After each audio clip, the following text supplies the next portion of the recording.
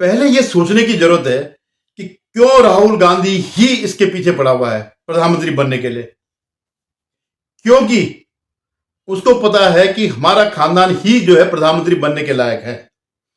इसके परनाना यानी जवाहरलाल नेहरू को जो है सारा बहुमत, सारा समर्थन सरदार पटेल को मिला था, लेकिन मोहनदास करमचंद गांधी ने उनकी जगह पर, पटेल की जगह पर, एक देशी की जगह पर सेमी अंग्रेज, सेमी इस्लामिस्ट नेहरू को बनाया। और उसके बाद तो फिर उनके बाद जो है इंदिरा गांधी के बाद इनके पिता राहुल गांधी और राजीव गांधी, जिनका कोई भी प्रशासनिक अनुभव नहीं था, वो सीधे पायलट से प्रधानमंत्री बने। उसके बाद जो है जो बने वो सारे के सारे इनके नामित थे, जैसे वजीर टाइप के, चल भाई ठीक है, पपेट। मतलब इससे आपने देखा होगा कि किस तरह मनमोहन सिंह ने सरकार चलाई, एक बिल्कुल एक पपेट की तरह बिल्कुल, और अपने सर के ऊपर वो बैठा दिया एक संविधान का जो है, संविधान के ऊपर national advisory committee Sonia Gandhi के ऊपर।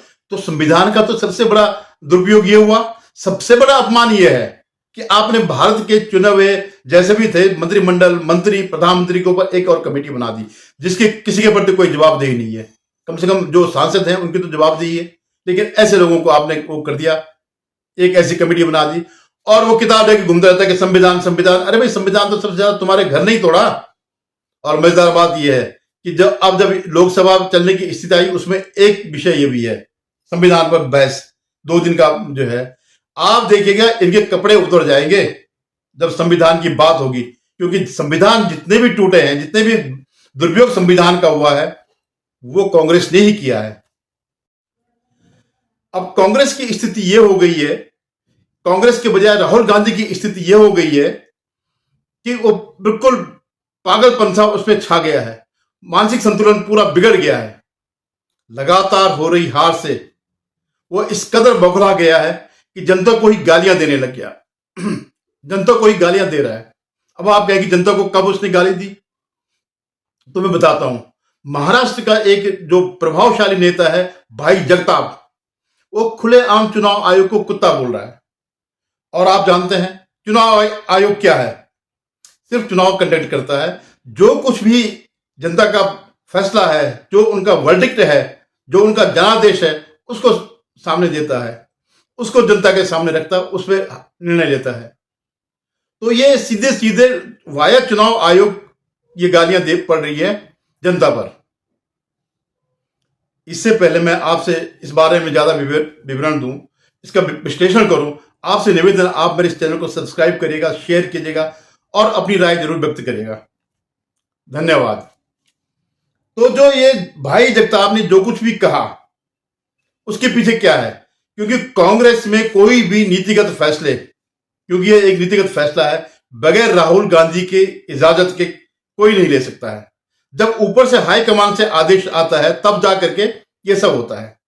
तो जगताप का जो जनता को कोसना, जनता को गालियां देना, वो जो है राहुल गांधी का ही वर्जन है, राहुल गांधी की ही इच्छा है, राहुल गांधी के ही आदेश है। क्यों नहीं बोला उसने कि वो जगताप ने क्यों नहीं बोला कि ये राहुल गांधी ऐसा है जिसकी वजह से हम हार रहे हैं? लेकिन नहीं बोलेगा वो, क्योंकि उसको वही कहने को कहा गया है। अब तो स्थिति ये हो गई है कि केवल खाप पंचायत ही राहुल गांधी को प्रधानमंत्री घोषित कर दे और उसको जो है रिटायरमेंट दिला दे, क्योंकि जनता के रहते रहते प्रधानमंत्री बनने का स्वप्न जो है बिल्कुल खत्म हो गया है। 20 साल से 80-90 के आसपास जो है लगातार हार रहा है यह शख्स, लेकिन कांग्रेस ही है कि उन्होंने अपना वो नहीं छोड़ा, अपना प्रयास नहीं छोड़ा इसको करने के लिए, चाहे पूरी कांग्रेस खत्म हो जाए। लेकिन अब परिस्थितियां बदल गई। क्या हो गया? मैं आपको ये फोटो दिखाता हूं, आप इस फोटो को देखिएगा। इसमें क्या है कि लोकसभा अध्यक्ष से जो है मिलने प्रियंका गांधी गई। आपने कभी देखा इससे पहले कि राहुल गांधी को लोकसभा अध्यक्ष से मिलते हुए ऐसे एकांत में या उनके चैम्बर में गाली गलौज करते भले ही मिला हो? और जब पिछली बार शपथ लिया तो तब भी वो लोकसभा अध्यक्ष पर जो है तंज कस रहे थे कि आपने मोदी जी को क्यों नमस्ते किया और मुझे क्यों नहीं किया। तो ये उसकी स्थिति है। तो ये पिक्चर बहुत कुछ शो करती है। अब कांग्रेस के अंदर इस बात को जो है निर्णायक दौर आ गया है कि राहुल गांधी को किनारे कर दिया जाए और कांग्रेस की कमान प्रियंका को सौंप दी जाए जब तक कि कुछ परिणाम आते हैं। अगर नहीं आते हैं तो कांग्रेस को ऐसे ही मरने दिया जाए जैसे वो तिल तिल करके मर रही है, राज्य दर राज्य मर रही है। और जितना भी आज कांग्रेस का जो ऑरा दिखाई दे रहा है, जो कुछ भी उसकी सीटें बढ़ी है, उसमें राहुल गांधी का कोई योगदान नहीं है, कांग्रेस का कोई योगदान नहीं है। और जो कुछ भी योगदान है, जो भी ये बढ़े हैं, तो ये जो है, जो इंडी गठबंधन के जो सहयोगी दल है उनकी वजह से बढ़े हैं। चाहे वो यहां पर हो उत्तर प्रदेश में, या महाराष्ट्र में हो, या राजस्थान में हो, तो ये जो भी ये बड़े हैं, ये सब उनकी वजह से बड़े हैं और एक सीमित दायरे तक बढ़े। मैं बता चुका हूं कि एक इन्होंने कुप्रचार किया जिसकी वजह से इनकी सीटें बढ़ी। अदरवाइज कहीं पर भी जहां आमने सामने की स्थिति है वहां ये नहीं आ सकते हैं, वहां ये नहीं बढ़ पा रहे हैं। तो ये सबसे बड़ा हुआ है। तो एक ये प्रयोग, अंतिम प्रयोग है कांग्रेस का कि प्रियंका गांधी के बहाने, प्रियंका गांधी की वजह से अगर कांग्रेस में कुछ सर्वाइव हो सकती है तो एक प्रयास है करके देखेंगे। इसके अलावा और कुछ नहीं है। अब मैं आपको बताता हूं क्या है।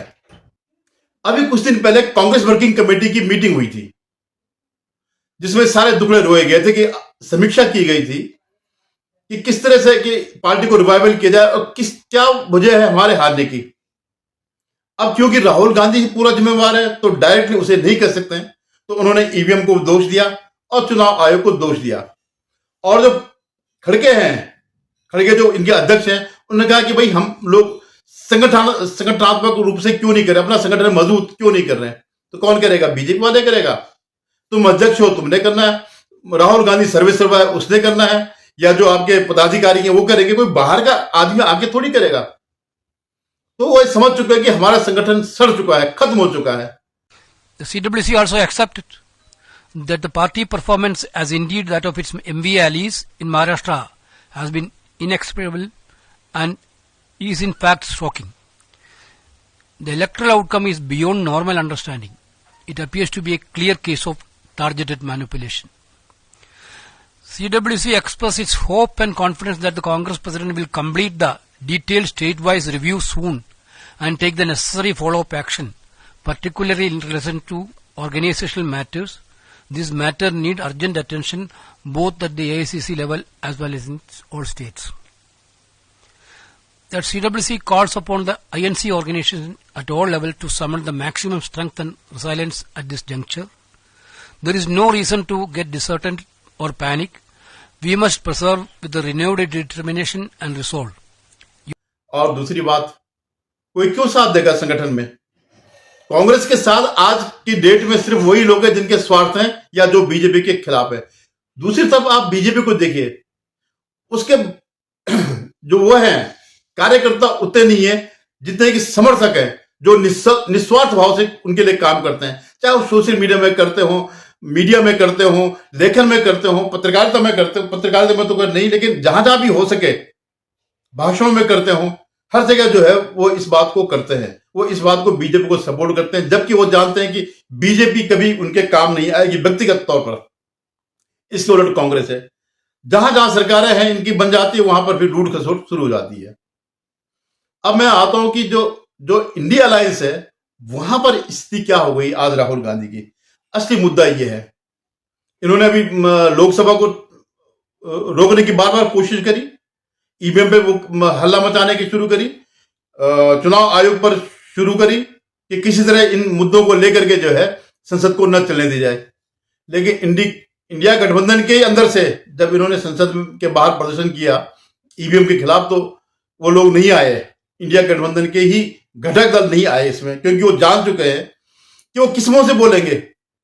अखिलेश को भी 37 सीटें जीती, पूरे समाजवादी पार्टी के इतिहास में इतनी सीटें कभी नहीं मिली, ईवीएम की वजह से मिली। ममता बनर्जी लगातार चुनाव जीत रही है, किसकी वजह से? ईवीएम की वजह से। और डीएम के हो या जितने भी जहां जहां भी इनकी सरकारें हैं इंडी गठबंधन की, वो ईवीएम के कारण ही जीती है। और अगर वो ईवीएम के खिलाफ होंगी तो फिर उनकी जीत तो वैसे संदेह पड़ जाएगी। तो कैसे वो कह सकते हैं कि नहीं, हाँ ईवीएम की वजह से हम जीते, अगर ये वो होता बैलेट से होता, पेपर बैलेट होता तो हम जीत नहीं पाते। तो इसलिए अब ममता बनर्जी एनडी गठबंधन में मतलब एक महत्वपूर्ण घटक दल है। कांग्रेस समाजवादी पार्टी के बाद जो है तृणमूल कांग्रेस है। हालांकि व्यक्तित्व के हिसाब से और पर्सनैलिटी के हिसाब से और राजनीतिक अनुभव के हिसाब से सबसे बड़ी नेता वही है। और वो शुरू से ही राहुल गांधी से दूरी बना के रखी उन्होंने। इंडी गठबंधन में रहते हुए भी आपको याद हो गए उसके बयान जो है ममता बनर्जी के कि हाँ ठीक है लेकिन हम जो है इनके साथ नहीं है। हम इंडी गठबंधन में लेकिन कांग्रेस से कोई तालमेल नहीं करेंगे। ना उन्होंने लोकसभा में किया ना विधानसभा में किया। तो वो उसने पहले ही वो मानती नहीं है। और उसकी एक ममता बनर्जी की एक यही बात सही है पूरी राजनीति में कि वो उन्होंने राहुल गांधी को पहचान लिया कि ये आदमी अपनी पार्टी को तो डुबाएगा ही डुबाएगा, हाँ पूरे गठबंधन को डुबाएगा। अब जो अखिलेश है वो भी अलग अलग हो गए, वो भी उसमें शामिल नहीं थे। 37 पार्टी नंबर 2 तो इंडी गठबंधन के नंबर 2 और नंबर 3 इस उसमें शामिल नहीं थे इनके उसमें। और ऊपर से किस मुंह से जाएंगे वो? जितनी बार सुप्रीम कोर्ट में ईवीएम को लेकर के गए उतनी बार उनको मुंह की खानी पड़ी। और अभी भी शायद कोई फैसला आया है कि भाई कुछ और तो अपनी नौटंकी करो, इसके पीछे मत पड़ो। सुप्रीम कोर्ट तो बहुत बुरी तरह को झाड़ा। लेकिन राहुल गांधी समझते हैं कि जो मैं बोल रहा हूं वो सही है, बाकी कोर्ट वोर्ट सब ये सब चीजें जो है बेकार की बातें हैं। अब इस बात को सहने के लिए न पार्टी के अंदर न पार्टी के बाहर कोई तैयार है। कांग्रेस वर्किंग कमेटी में वो कह रहे हैं कि साहब राष्ट्रीय मुद्दे और होते हैं और राज्य के मुद्दे और होते हैं। तो अगर ये मुद्दे और हैं तो बताओ ना, फिर आकर के बात करो। जब राहुल गांधी जाता है तो फिर तो वो हमेशा वही बात करता है। राहुल गांधी किस तरह के तोते की तरह है, उसको 4 सेंटेंस सिखा रखे इन्होंने। जो इनका पीछे का जो बैकअप है, जो इनके स्ट्रेटेजी जो बनाते हैं, रणनीति बनाते हैं कि अडानी, ईवीएम, चीन का मुद्दा तो खत्म हो गया, चीन हो गया और चुनाव आयोग हो गया। इस ढंग से आरएसएस हो गया, बीजेपी हो गया, सिर्फ यही चीज है। अरे भाई आरएसएस को समर्थन मिल रहा है, बीजेपी को समर्थन मिल रहा है, तो ये तो तुम्हारा कोई मुद्दा है ही नहीं। अगर ये मुद्दा होता तो ये लोग हारते, लेकिन ये तो नहीं हार रहे। तो ये स्थिति जो है राहुल गांधी की बड़ी शोचनीय स्थिति हो गई है कि वो पार्टी से भी चले गए, पार्टी से भी आज नहीं तो कल, जिस दिन खा पंचायत इसको शपथ दिला देगी उसके बाद रिटायरमेंट लेगा। एक बार प्रधानमंत्री बनने की इच्छा है। तो अब कांग्रेस के पास एक ही वो रह गया है कि प्रियंका गांधी। धन्यवाद। मैं पुनः आपसे निवेदन करूंगा आप मेरे इस चैनल को सब्सक्राइब करिएगा, शेयर कीजिएगा।